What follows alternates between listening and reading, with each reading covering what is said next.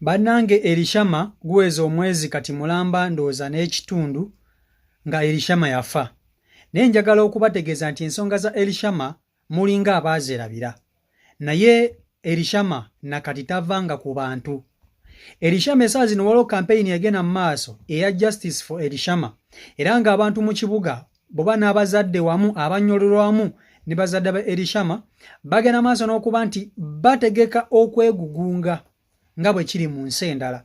Mu nsi endala abaana bwe bafiira mu masomero ne essomero litavaayo na correct answer oba statement ntuufu ku nfa y'omwana oyo, abazadde beegugunga in a peaceful demonstration. So Elishama temumwerabira. Elishama lukyagenda maaso n'okuba ntubanja obwenkanya bwe. Essomero lya Seeta lyavaayo ne ligaana okuba nti lyogera ku kintu kyonna. Twalaba n'omusomesa gye buvuddeko eyafiira ku Seeta bamukolera olumbe, bamuziika abayizi n'omusabira bamusabira. Elishama tekyaliwo. Bayizi bane tebamuziika, tebamusabira yadde n'okumunyolwerwako. Essomero lyavaayo ne liyisa statement ku musomesa oyo. Naye Elishama tebawavaayo statement n'emu. So abazadde mwena n'abandaba, twebala social media yonna okuba nti mwayimirirawo ku nsonga ya Elishama. Njagala nsooke nkutuuseko vidiyo eno eya Haji Makolo Kavuma ng'akubuulira ku nsonga za Elishama. Nakati tukyayagala justice for Elishama. Nkusaba vidiyo eno gimpereka like, bw'olaikinga vidiyo kijjambako okuba nti etambula ku speed wago natuka ku buli muntu vidiyo yiyo. Wera okutuusa omwana Elishama lwalifuna obwenkanya.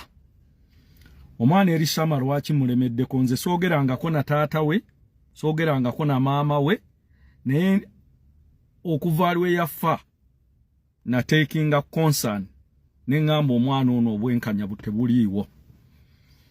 Nga omuzadde nina abaana era mmanyi omwana okumuweerera okutuuka mu F3 kye kitegeeza ky'oba omutaddemu. N'olwekyo numwa okubanga omwana ono yafa naye n'okutuusa kati tafunanga bwenkanya nga yafiira ku ssomero lya Seeta High erya Minister of State for Education ow'ekitiibwa Jesse Muyingo gwempa respect ey'amaanyi olw'ebyo by'alina by'akoledde mu byenjigiriza na by'akoledde abantu be ab'enjawulo. Naye obwenkanya buteekwa okuba obwenkanya. Tugenda kufuna ndowooza bujja kuba bugundi bubiri naye oba kamu katulabe. Bwe twavaayo ne twogera ensonga zino ng'essomero lisirise ligaanye okuvaayo okwogera ku nsonga y'okufa kw'omwana, neebaza amaanyi ga social media batandise okuvaayo. Naye mu kuvaayo kwabwe tutandise okufuna ebibuuzo bingi era ebikakasa nti omwana Elishama teyeefiira. Waliyo omwami bamuyita Diba Emmanuel nga yeeyita director omu ku badirector b'essomero lya Seeta High. Ennaku ezo yavuddeyo n'akudaalira bazadde b'omwana Elishama eyafiira mu mikono gy'essomero lya Seeta High. Lwaki nkuyita okudaala? Ayogera akinagguka, akudaala, yenna alabanga ekitasoboka. Mwami Diba, nkiwa ku myaka gye nakulabyemu, oyina omukyala, oyina abaana, oba oyina abakyala n'abaana. Naye nsaba Allah kireme kutuuka ku ggwe ekyatuuka ku taata wa Elishama, ku taata wa Elishama, Mwami Robert Sessazi ne famire yaabwe yonna. Omwami oyo mu kukudaala yatuuse n'ogamba nti mumanyi enfa famire y'abaana y'abantu abo gye bafaamu omwana oyo Elishama mwava. Sebo gwe baaleetera omwana okumusomesa otuuse n'okumanya enfa ya famire y'aba Elishama ab'enganda ze bwe bafa. Wulira okudaala okwo. Bwe yavudde awo n'agamba Elishama ayina essomero gye yava okumuleeta ku Seeta High. Naye essomero eyo gye yava yayinayo ebizibu ebyamuggyayo. So tukubuuza Mwami Diba, nga bwe wanoonyereza ku bizibu ebyajja Elishama gye yava, lwaki mwamuwa ekifo mu ssomero lyammwe nga mukizudde nti ayina ebizibu bye? Essomero bwe lizuula nti omwana ayina ebizibu n'emisango eminene oba ki, terimuwa kifo. Nja kuwa example.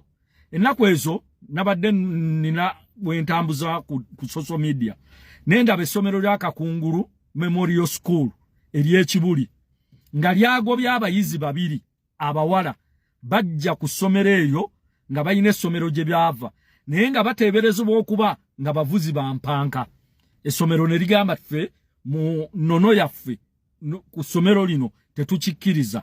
Mwe lwaki bwe muba mwali mumanya ebizibu bya Elishama bye mutoogera temwamumma kifo mwakimuwa.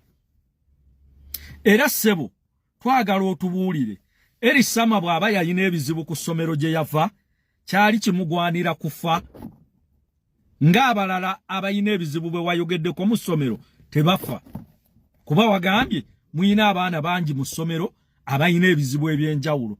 Kaakati tubuulire abo bo nga tebannafa lwaki Elishama yafa olw'ebizibu bye wayogedde mbu bye mumumanyiiko bye yava nabyo ku ssomero eddala era najja nabyo.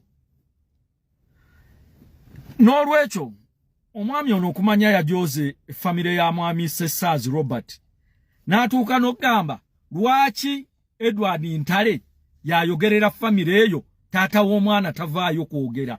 Ssebo mwami Ddiba watuuka ddi okulondera famire ya mwami Robert Sessaazi ayina ojjogerera? Ye abaffe okimanyi nti Edward Ntale kojja wa mwana oyo aba mwana wa mwannyina origino omwana w'omwana omuwala mu famire yabeera omwana origino. Ekyo okimanyi oba tokimanyi? Kuba teri mukazi yali azadde mwana n'amwegaana nti sinze muzaala. Kati watuuka ddi okulondera famire eyo nti Edward Ntale tasaanira jjogerera? Bw'obanga okudaala baako wookoma mu by'okudaaliramu. Wabuuzizza ebibuuzo bingi n'ogamba nti lwaki taata w'omwana oyo tavaayo? Gw'oyina omubuulira ddi lwavaayo? Lwaki mujooga abantu okutuuka ku ekyo? N'otuuka n'ogamba ffe ku ssomero lyaffe erya Seeta High tuyinamu abazadde ab'enkizo. Abazadde bonna bwe baleeta abaana kwegamba mubasunsula ne mulondamu nti bano bankizo. Era abazadde abo be wayite simanyi lokastande ng'oyogera okudaala wavudde Bulaaya mu nnyonyizo ojja okudaalira abaafiirwa omwana waabwe. N'olwekyo tukusaba mwami Ddiba Emmanuel bwe kibanga kikkosa Ntale okwogerera omwana wa mwannyina ne famire ya Robert Sessaazi lwaki totwala Ntale mu kkooti n'esalawo nti Ntale takkirizibwa kwogera? Mwami Ddiba keetonye kagwake omuntu teyeefiira. Abakyala bajjamu embuto ne basuula obwana obwo obuwere mu ttooyi naye era enkomerero bamanye eyasudde omwana mu ttooyi. Abasajja batta abakyala ne babapakira mu septic tank nga tewali aliwo naye bamanya. Naye mbakakasa Seeta High ne management ekyatta Elishama Sessaazi kijja kuzuulwa. Kiyinza okutwala akaseera naye Allah tazannyira ku musaayi gwa muntu yakyogera. Omusaayi gw'omuntu teguzannyirwako. Muveeyo musisinkane famire ya Elishama mukwatagane mugibuulire ekituufu ekyatta omwana bw'ebe basonyiwe. Naye Ddiba ne foroma lyo lye wajjeeyo mbojjo weefuula omwogezi simanyi director ebibuuzo bikyali mu ddiiro. Bakubuuza lwaki mwapakuka okugjawo mayiti temukyogera? Lwaki mayiti yakeerewa okutuuka emulago yasookerawa gye mwajja ku ssomero essaawa 11 n'eddakika ezigwamu? Ebyo nga tobyogera. N'olwekyo mwami Ddiba mu bazadde abo wenna ng'oyogera okudaala manya nti bayina obulumi obw'omwana waabwe Elishama. Ate n'ensonga tejja kukoma okutuusa ng'obwenkanya bukoze eki? Wagambye ffenna tujja kwogera ku musango nga tegunnatuuka mu kkooti. Yes, naffe tumanya amateeka, omusango tegunnatuuka mu kkooti naye they are preparing. Ebbanga ddene muganya okuvaayo okwogera bwe wavuddeyo wayogedde kasasiro. naye nkutegeeza mwami Ddiba obulyaza amaanyi ku musaayi gw'omuntu ayafa tebubeerera. Ate n'ezo ssente ze babawa mujjeyo ebyenyi byammwe mujje mwogerere ekikyamu, mbalayirira ripooti ejja kufunika ey'omwana oyo ekyamuviirako okufa. Omwana w'omusajja omuto mbo omwana yajja ku ssomero ng'ayina ebizibu bye. Abayina ebizibu byabwe bonna bayina kuttibwa oba bayina kufa. Wagambye abalala babiyina nga bo tebafa. Mwami Ntale Edward ne taata wa Elisama mwami Robert Sessazi mbeegayiridde temuggwaamu maanyi guno musaayi gwa mwana wammwe. Omwana wo okumuziika ku lusalosalo kiruma. Baganda be muli bagamba kyekyaziisa muganda waabwe ku lusalosalo.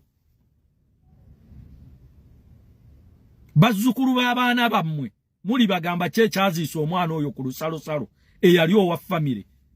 Temukkiriza temuweera. Mukadde wange ow'ekitiibwa Jesse Muyingo nvunnamye. Taata nkuwa respecti. Naye weeyambula omuguwa gw'ensonga eno. Nze nga Makolo Kavuma nkuwa respect. Naye weeyambula omuguwa gw'omwana ono.